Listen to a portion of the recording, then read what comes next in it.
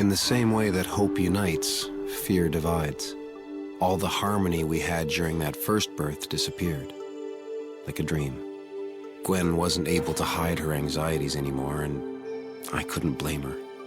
Labor lasted only a few hours this time, but it felt like forever. A sense of dread hung in the air, growing heavier with every awful sound coming from Amy. And when the second baby came out, there was no relief at all. It's a boy, I think. That baby only brought to life all our worst fears.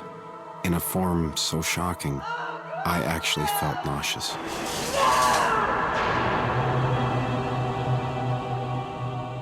Gwen had to intubate for the child to breathe. Had no mouth or nose, wasn't even a head to speak of. Just a sack of flesh, exposed organs, and you could hardly call it human. Amy had been sedated, and Arlen was with the baby girl, which left the three of us to decide what to do. It won't make it. A child like this, it goes straight into ICU. Rest of its life will be spent on machines. Gwen believed a lethal injection was the only merciful option. I disagreed. No parent would ever sanction that. But Gwen insisted keeping the child alive without technology would require constant supervision, and even then... You said it yourself, Russell. Much as we want to, we can't save everybody. I'll take the baby under one condition. That Amy and Arlen don't know it lived. It was a strange request, but Joan knew Amy better than anyone. Knew she wasn't equipped to deal with this child, not to mention Arlen. But it was more than nobility. Joan always wanted a family of her own.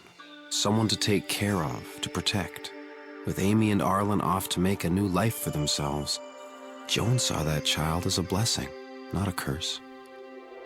Before the fall, it would have been illegal to do what we did. But without laws, we just did what felt right. That was really the only guideline that mattered anymore. Amy and Arlen were spared the burden of that second child. And the public, we spared them yet another thing to fear. At least until we learned what was causing all those mutations. Joan thanked us for everything we did for Amy and Arlen. And for her. We didn't plan to leave together, Gwen and I. It just happened. We'd been through so much together in such a short time. Had I known the truth, how tangled up our lives would be, I would have parted ways right there in Amarillo.